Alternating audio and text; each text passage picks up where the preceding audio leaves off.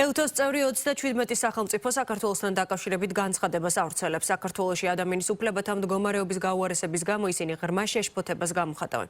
განცხადებაში ვკითხულობთ. თებერვალში ჩვენი ბოლო დისკუსიის შემდეგ სამწუხაროდ ხედავთ, რომ საქართველოს ხელისუფლება კიდევ უფრო შორდება დემოკრატიულ და ადამიანის უფლებათა ვალდებულებებს. ჩვენი მთავარი შეშფოთება სამი მიმართულებით ვლინდება. სამოქალაქო სივრცის საკანონმდებლო შეზღუდვა, დამოუკიდებელი მედიის წინააღმდეგ მიმართული ქმედებები, პოლიციის მხრიდან ძალის გადამეტება, უცნობი ჯგუფების მიერ მშვიდობიანი დემონსტრანტების წინააღმდეგ განხორციელებული ძალადობა, აგრეთვე გაუმართლებლად ხანგრძლივი წინასწარი პატიმრობის პერიოდები და წინასწარ პატიმრობაში მყოფ პირთა მიმართ სავარაუდოდ არასათანადო მოპყრობა. წერია განცხადებაში, სადაც გამჭვირვალობის შესახებ კანონზეც არის საუბარი. როგორც განცხადებაში აღნიშნული, ყურადღებით აკვირდებიან საქართველოს საარჩევნო კანონმდებლობაში შეტანილ ბოლოდროინდელ ცვლილებებსაც და მოუწოდებენ ხელისუფლებას დაიწყოს ინკლუზიური დიალოგი ყველა პოლიტიკურ პარტიასა და სამოქალაქო საზოგადოების ორგანიზაციებთან. აღნიშნულ განცხადებას პოლიტიკოსები ეხმაურებიან. ეს განცხადებები არის ბუნებრივი, იმიტომ რომ შეუძლებელია ევროპაში გაატარონ ის, რომ ადამიანის უფლებების დარღვევა, არადუმ მოპყრობა და წამება არის ეგრეთ წოდებული ხელისუფლების ქცევის ყოველდღიური წესი.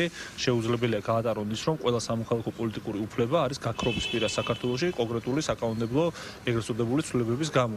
ამიტომაც ყველა ტიპის ჩვენი, ასე ვთქვათ, მეგობარი ქვეყნების და ზოგადად ინსტიტუციების მხრიდანაც და მეგობარი ქვეყნების მხრიდანაც უნდა ველოდოთ ასეთ განცხადებებს მანამ სანამ ამ სისტემის ბოგინი გაგრძელდება ქვეყანაში. დღეს კიდევ ერთხელ ითქვა, რომ არის დრაკონული კანონმდებლობა, არის მედია ორგანიზაციების მოგდვის მცდელობები, ამავდროულად არის ჩადენილი მშვიდობიანი მომიტინგეების მიმართ საერთაშორისო სისხლის სამართლის დანაშაულები. ერთადერთი გზა ამ კრიზისის დასაძლევად, რაც თავის მხრივ არის პოლიტიკური, საპარლამენტო, ეკონომიკური კრიზისი, არის ხელახალი არჩევნების ჩანიშვნა და პოლიტპატიმრების გათავისუფლება. ეს მაგონებს გლის თავზე სახარების კითხვას. არ ვიცი ამას რა შედეგი ექნება, ანდაზის მიხედვით მაინც და მაინც დიდი შედეგი არ აქვს და არც პრაქტიკულად არ გონია დიდი შედეგი ქონდეს.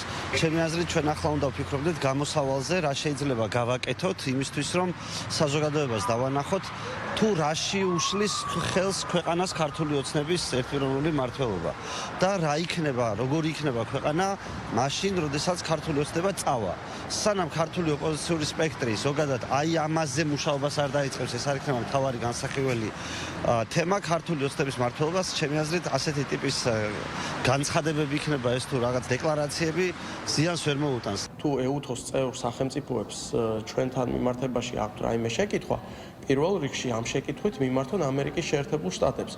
რატომ არასოდეს ეს კითხვა ამერიკის შეერთებული შტატების მიმართ არ დასმულა და რატომ არ შეიძლება საქართველოს კონდეს ის კანონი, რომელიც იდენტური არის სიტყვასიტყვით იმ კანონისა, რომელიც ამერიკაში გასული საუკუნის 30-იანი წლებიდან ფუნქციონირებს. საქართველო არც ერთ ქვეყანაზე ნაკლები არ არის. ჩვენ მაქსიმალურად ვცდილობთ, რომ უზრუნველყოფილი იყოს ამ ქვეყანაში ადამიანის უფლებათა უმაღლესი სტანდარტი და მით უმეტეს მიუღებელი არის, როდესაც კონკრეტული სახელმწიფოები სააკაშვილს აღიარებენ და უწოდებენ დემოკრატიის შუქურად და მოქმედ ხელისუფლებას, რომელიც სწორედ ადამიანის უფლებების მაღალ სტანდარტზე არის ორიენტირებული, მას ადანაშაულებენ სრულიად უსამართლოდ და უსაფუძვლოდ უკუსვლაში. ისინი უნდა დაფიქრდნენ და ერთადერთი, რასაც ჩვენ ყოველთვის ვითხოვდით და ვითხოვთ, ეს არის მოცემულობების სწორი და სამართლიანი შეფასება.